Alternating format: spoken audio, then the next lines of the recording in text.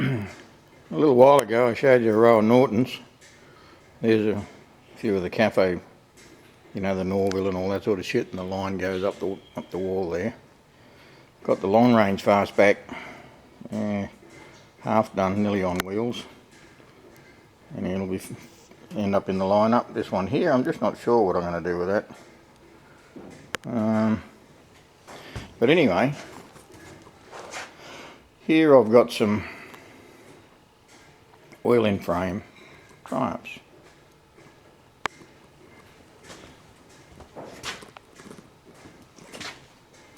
This one here doesn't have any carbs on it at the moment.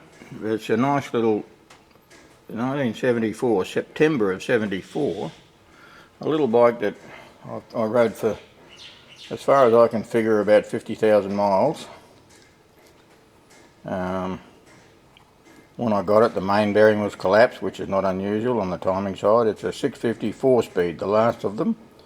A lot of people think that the T120 finished in 72, but it didn't. It went through till September of 74 alongside the 750 Bonneville, and in fact used triplex primary and disc brake front end that was all in the 750 Bonneville. They're a nice little bike, and like I say, I rode the hell out of that for about four years, and then it's been parked up for a little while. So it's about the only stock one I got in line. I got a seat there to put back on it and some new carbs. This is a 76 model that I use, or did use, and have used a fair bit in the dirt. As you can see, it's kind of set up for that sort of thing.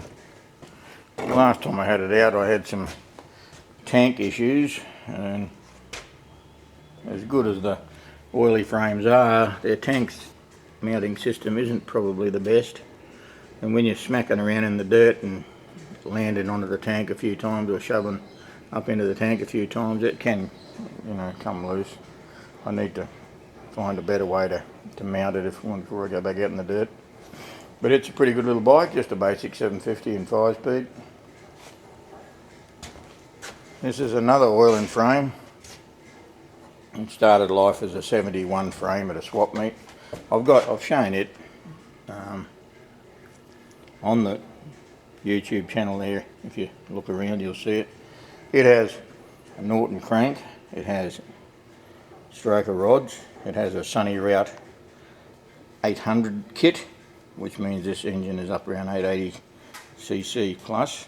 It has a large McKinney single carb.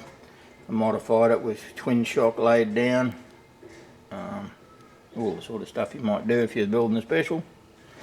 Upside down front end. Now when you're putting an upside down front end off a Japanese bike, say a GSXR or ZXR Kawasaki or something, those machines weigh in that 350 to 400 odd pound, as these old British twins do. So that makes the springing and everything already pretty close to what you're going to want. You might have to consider the offset of the triple tree and or the stem size, and particularly with oil in frames. This has had a 3/4 stem made for it because the oil in frames use a 3/4 stem.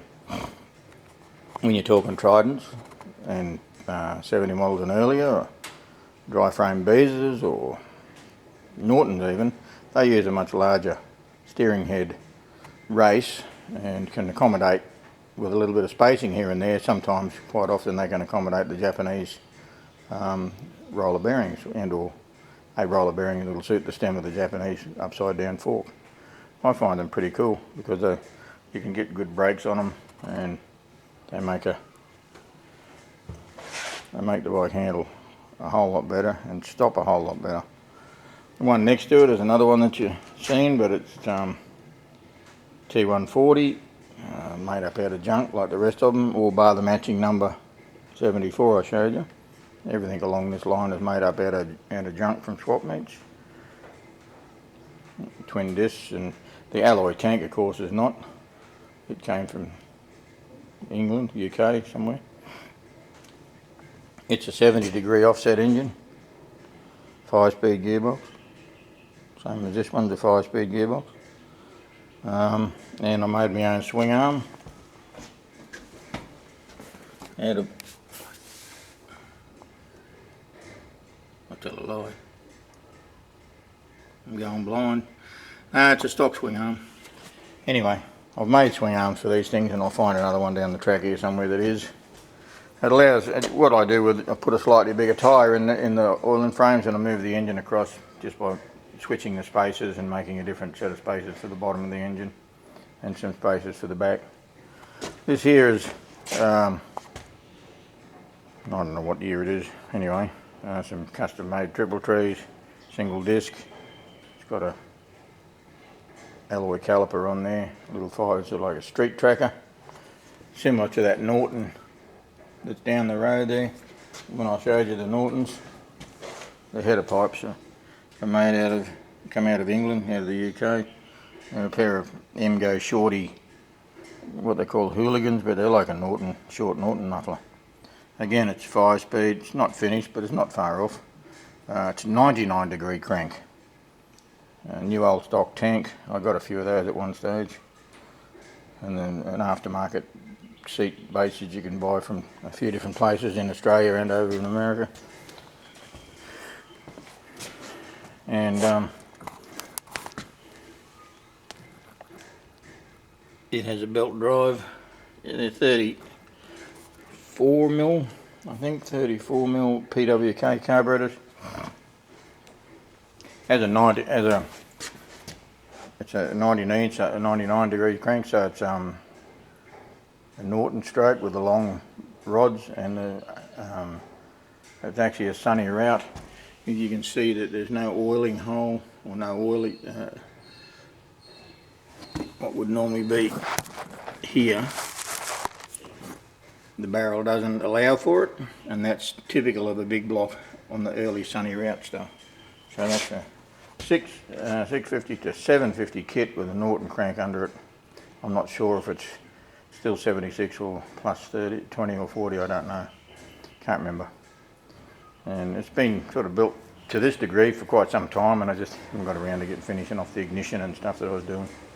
And you've seen me start this one up, and I've just since got a new carburetor for it, and looking to set up, make it a little bit more rideable, if you want to say. I don't know if I really want to ride it that much, but just take some of the funkiness out of it so that it can be somewhat usable. It's a little bit of an oddball thing, I suppose. When you look at it, she's a bit on the chunky side, and got that little AM 300 or AMR 300 Asian Asian supercharger. This one here is something that I've been putzing with for some time as well, and I've in the process of getting a ignition for it. I can get a 90-degree ignition from Payson in New Zealand. It's originally a Rickman. I don't think you'll be able to see it, but anyway, it's Rickman written on the covers. It was originally a Rickman. You can see also that I've fitted a Japanese slave on there and made a clutch for it, a hydraulic clutch, like I've shown on another bike that I've got. So that's it's an 8-valve engine, Rickman 8-valve, which originally was a 700 bolt-on kit for a 650. They couldn't make it any bigger because the sleeves required then would need if they're any bigger, then the block would have to be bored. But as a 700 kit, it was fine. What I've done is taken the barrel, re-sleeved it, and then opened up the cases to suit, and then fitted 850 Norton pistons, a 90-degree Norton crank on Norton standard length rods with an 850 bore, and it's plus 40, so it is a full 850 bore. The little side covers on there, they're off like a trail, off a Blazer 250, like a Triumph Blazer or something like that. A pair of them either side, they work pretty well. There's me box section swing arm in there, pretty dirty looking, dusty, needs a bit of a clean. That's, not that hard to do for a T140 to make up a box section. It allows you a little bit more wheel in the back. It's a custom exhaust system all the way through. Conti style mufflers. B's a tank. And the Mark 1 carburetors are 36mm.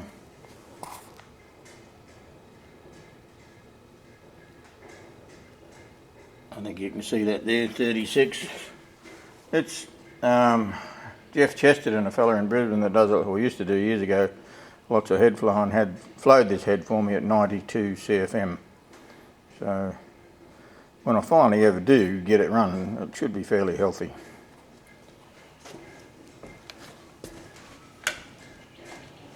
Running the later model Triumph T120 on gauge pod, which I kind of like. I think they're pretty cool. And you can see the master cylinder for the clutch. This fella here, it's a 73 frame, which I found, about a 70 model engine case. It's an ARE zip kit barrel, but if you look closely there, if we can get in, if there's enough light, you can see that I've filled all the barrel in with weld, and there's just so that it just blocks all that barrel flange around the bottom, and then it's through bolted. And you can see some work around the head there, where it's welded it all up and made the little stubs and then through bolted it.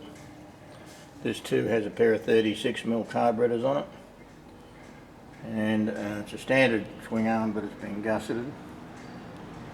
18-inch wheels front and rear, and it was a 73 I think frame. Not that it really matters, they're all pretty much the same. And again, a set of nice header pipes, 1 3/4 up one side, got a bit of a boom to it. This one was a bike that I did with a friend of mine when I was in the States for a while. It's a 71 frame. You can even see the high back seat there. Look, nobody wants them frames. $50 and you had one back then. 3-1. It's a 750. It was originally built for armour in the US, but never really got much use. Twin alloy calipers up front.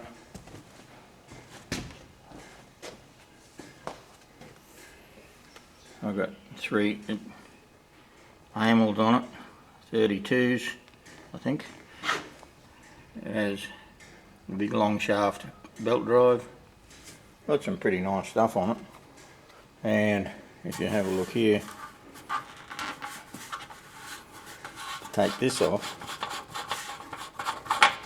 and there's your filler neck with your return line just inside, which also holds the tank down. It's a fun bike to ride. It's all been balanced, Carrillo rods, 7 pound knocked off the crank, and it's a 750 T150 in a 71 oil-in frame. And if you've ever wondered whether it's possible, well, there it is right there. This also is another thing that I'm putzing with. I don't know why. Just single disc on the front. Little bump seat, 73 frame. You can see the lower seat height from the filler neck to the seat height. There's another one of my box section swing arms there. Not quite finished. It has that big bready going on there. And this motor, as you can see, it's an oil in frame and triple motor. See, 1, 2, 3, see that? Is 82 by 76. Well, hopefully it will be one day. And you can see that it's through bolted. And again, the barrel has been filled to give it a bit of strength around the bottom, and then the head is being worked so that it'll be the 4 through bolts. Now the reason why that top fin is so thick is because it's actually a piece of alloy plate, and the sleeves have been, the barrel's been bored and sleeves let in, and the 2 outside ones had to be pushed out to give it plenty of meat between them, and then they've been let into that top thing that allows me to use the standard length rods, and those pistons are your typical 750 big bore sunny route style stuff, and that all works out quite nicely with your stock length rod, which are MAP chrome moly. So down there's the other two pistons and the set of cams. It's another set of trees that I had a couple of sets of made one time. But yeah, 18-inch front and rears, 130 rear, and it's a bit of a funky thing, and eventually if it runs it'll probably be a bloody hand grenade, because it'll be 1125cc or thereabouts. Think about a 750, what's 750 plus another half of that again, that's what it'll be. Anyway, here's a oiling frame, but it's a diesel this time, and I've just got the piston sitting up there so you can see them. They're 79 and 80 mil. They're the big bore kit. That's a type of barrel. This has also been on one of my other videos where I'm talking about beezers. And it's with the Norton crank, which you may be able to see that in there. I'm not sure. Not a lot of light down this end of my shed, but you might be able to see the Carrillo rods, the Norton crank, a few holes in the top where it's been balanced, and then that Devi mead. It's a Devi mead, not SRM, and then the big fancy UK made swing arm instead of aftermarket side covers, and some GSXR forks on the standard triple trees, and another stem made with a 3/4 bar like I was talking about. Yes, there you go. And there is one more that's going to fill this hole, and it's down the back. I'm still punching with the frame a little bit, and it's going to be like a super motard type of thing, you know, 17-inch wheels, standard front end, homemade swing arm, all that sort of stuff. Anyway, I'll show it up one day when I get it going. Just a standard 360, but it is a Norton crank on a 360 big block. Anyway, there's me oiling frames. It just goes to show, if you can pick up an oiling frame, and I don't know how much you pay for them nowadays, but of course been doing this for some time, so I've had a chance to do this, but I think most I've ever paid was 150 bucks for an oiling frame that nobody ever wanted. And I actually sold a couple of baskets the other day, just rough rollers, you know, there's another bloke who's going to have a go at them. But it's not that hard, and oiling frames lend themselves towards lots of different genres, styles, whatever you want to call it. And street fighters and special, you know, cafes and whatever you can think of, you know. Even if you knock the rear end off them and put a rigid on it, you can build a chopper out of them. I've seen plenty of those. I've done a couple. But anyway, touching with oiling frames. It's a lot of fun. Thanks for watching.